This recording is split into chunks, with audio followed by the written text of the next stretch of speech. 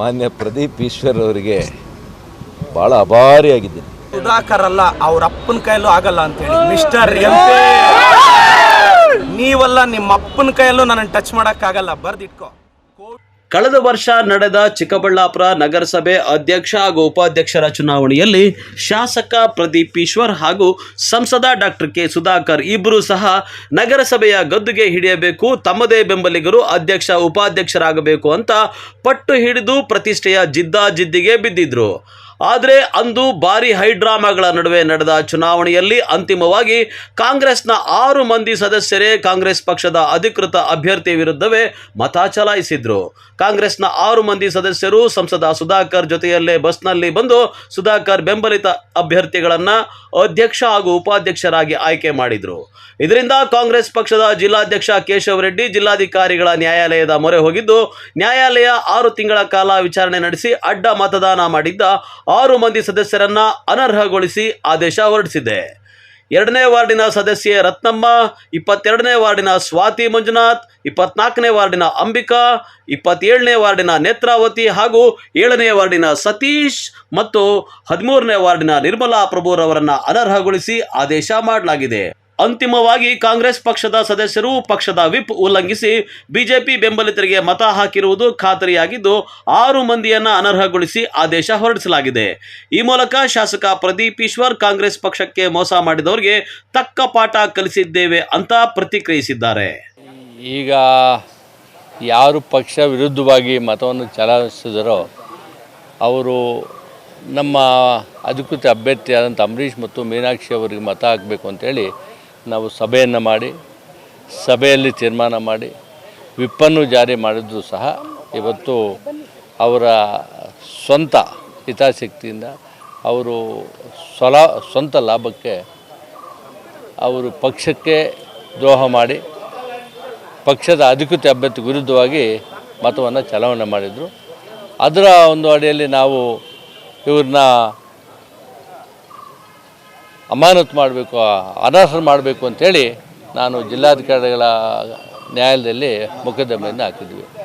ಸುದೀರ್ಘವಾಗಿ 5 ತಿಂಗಳಿಗೆ ವಿಚಾರಣೆ ನಡೆಸಿ ಅವರು ಪಕ್ಷ ವಿರೋಧಿ ಚಟುವಟಿಕೆಯನ್ನು ಮಾಡಿರ್ತಕ್ಕಂಥದ್ದು ಸಾಬೀತು ಮಾಡಿ ಅವರನ್ನು ಇವತ್ತು ನಗರಸಭೆಯ ಸದಸ್ಯತ್ವದಿಂದ ಅನರ್ಹಗೊಳಿಸಿದ್ದಾರೆ. ಚಿಕ್ಕಬಳ್ಳಾಪುರದ 6 ಸದಸ್ಯರು, ಗೌರಿಬಿದನೂರು ಇಬ್ಬರು ಸದಸ್ಯರು. ಇದೇನು ಗೊತ್ತಾಗ್ತದೆ ಅಂದರೆ ಮುಂದೆ ಯಾರೇ ಆಗಿರಲಿ ಒಂದು ಪಕ್ಷದ ಚಿಹ್ನೆಗೆ ಸ್ಪರ್ಧೆ ಮಾಡಬೇಕಾದ್ರೆ ನೂರಾರು ಜನರ ಒಂದು ತ್ಯಾಗ ಇರ್ತದೆ. ಅಲ್ಲೇ 3-4 ಜನ ನನಗೆ ಬೇಕು ಅಂತ ಸ್ಪರ್ಧೆಗೆ ಬಯಸ್ತಕ್ಕಂಥವ್ರು ಇರ್ತಾರೆ. ಪಕ್ಷ ಅವನ್ನೆಲ್ಲ ಒಪ್ಪಿಸಿ ಅವ್ರಿಗೆ ಸಮಾಧಾನ ಮಾಡಿ ಒಬ್ಬರಿಗೆ ಅವಕಾಶ ಮಾಡಿರ್ತದೆ. ಆ ಒಬ್ಬರಿಗೆ ಯಾರಿಗೆ ಅವಕಾಶ ಮಾಡಿರ್ತಾರೆ ಅವ್ರ ಪರವಾಗಿ ಆ ಮುಖಂಡರು ಆ ಒಂದು ವಾರ್ಡಿನ ಸದಸ್ಯರು ಮತದಾರರು ಅವ್ರಿಗೆ ಮತವನ್ನು ಹಾಕಿರ್ತಾರೆ. ಇವರು ಇಂಥ ಪಕ್ಷದಿಂದ ನಿಂತಿದ್ದಾರೆ ಅಂತ. ವ್ಯಕ್ತಿ ಅಲ್ಲ ಮುಖ್ಯ ಅಲ್ಲ, ಅಲ್ಲಿ ಪಕ್ಷ ಮುಖ್ಯ. ಅದನ್ನೆಲ್ಲ ಅವರು ಬದಿಗೊತ್ತಿ ಇವತ್ತು ಅವರ ಸ್ವಂತ ಲಾಭಕ್ಕಾಗಿ ಅವರ ಬೇರೆ ಆಮಿಷಗಳು ಒಳಪಟ್ಟು ಇವತ್ತು ಪಕ್ಷ ವಿರೋಧಿ ಚಟುವಟಿಕೆಯಲ್ಲಿ ತೊಡಕೊಂಡಿದ್ದರಿಂದ ಅವ್ರಿಗೆ ತಕ್ಕ ಶಾಸ್ತಿ ಆಗಿದೆ. ಹಣಕ್ಕೆ ಮಾರಾಟ ಆಗಿದ್ದಾರೋ, ವಿರೋಧಕ್ಕೆ ಮಾರಾಟ ಆಗಿದ್ದಾರೋ, ಪಕ್ಷ ವಿರೋಧಿಯಲ್ಲಿ ಭಾಗಿಯಾಗಿದ್ದಾರೆ ಅವರು. ಇಲ್ಲಾಂದ್ರೆ ಯಾಕೆ ಹೋಗ್ತಾರೆ? ಅವ್ರು ಬೇರೆ ಆಶಾಂಶಗಳು ಒಳಪಟ್ಟೆ ತಾನೇ ಹೋಗಿರ್ತಕ್ಕಂಥದ್ದು.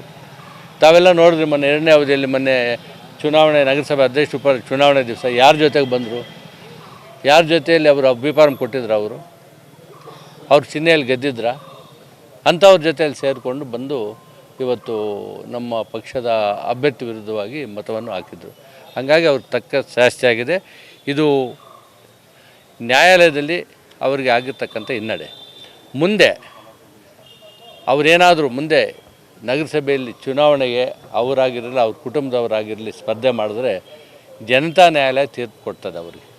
ಏನಂತ, ಇವರಿಗೆ ಮತ ಹಾಕಿದ್ರೆ ಅವರ ಸ್ವಲಾಭಕ್ಕೆ ಸ್ವಂತ ಇದಕ್ಕೆ ಅವರು ಚುನಾವಣೆ ಅಧ್ಯಕ್ಷ ಉಪಾಧ್ಯಕ್ಷ ಚುನಾವಣೆ ಎಲ್ಲಿ ಬೇಕಾದರೂ ಹೋಗ್ತಾರೆ.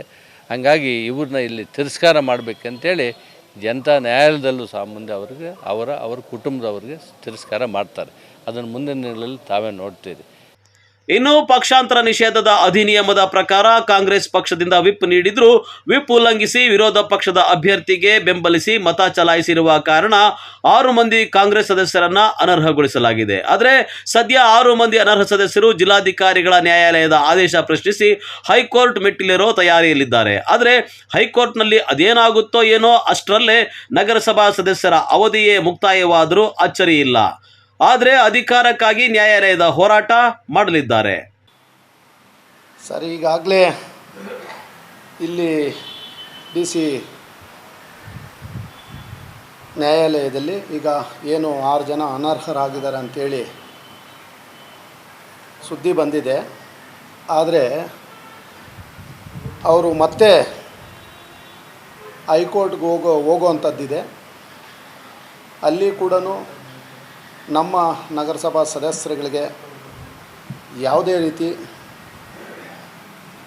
ತೊಂದರೆ ಆಗಲ್ಲ. ಅಲ್ಲಿ ತಾತ್ಕಾಲಿಕ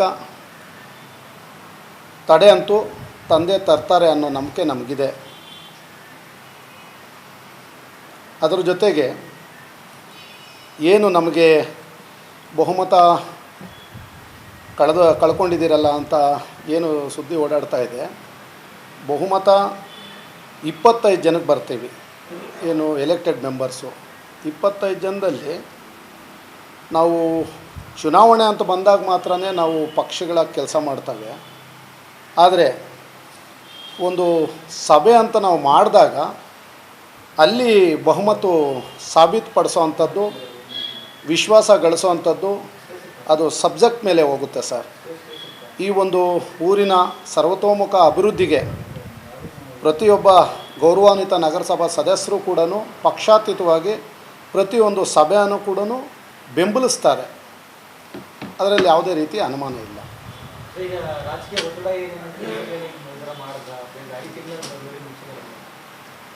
ಸರ್, ರಾಜಕೀಯ ಒತ್ತಡಗಳು ಯಾವುದೂ ಇಲ್ಲ.